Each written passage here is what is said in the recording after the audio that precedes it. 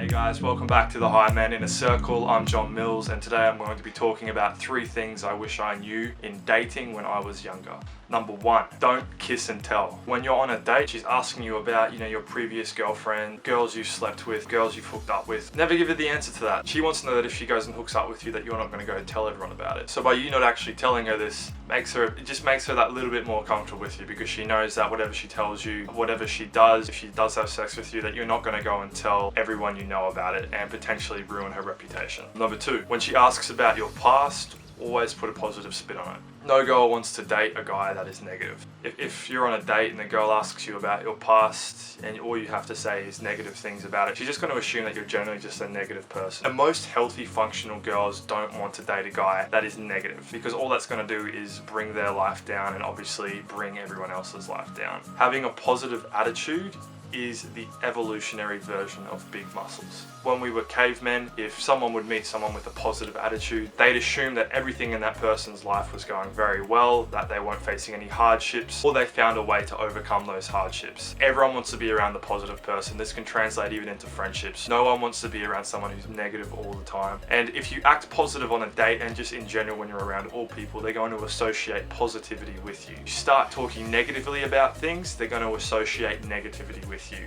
And you definitely want to be the first of those 2.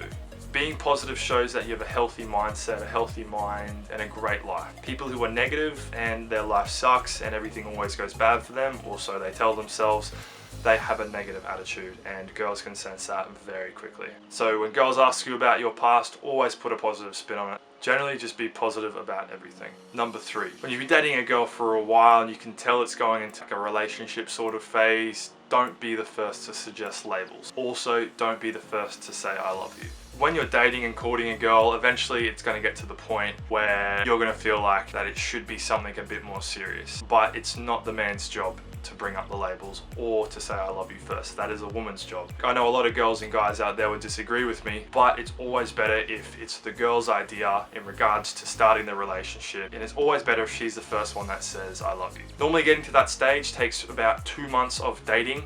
Getting to the stage where a girl actually wants to start putting labels on what you 2 are and is wanting to say that she loves you, or actually does feel like she loves you, it generally takes about 2 months of dating once per week. You should always let the relationship progress at her pace.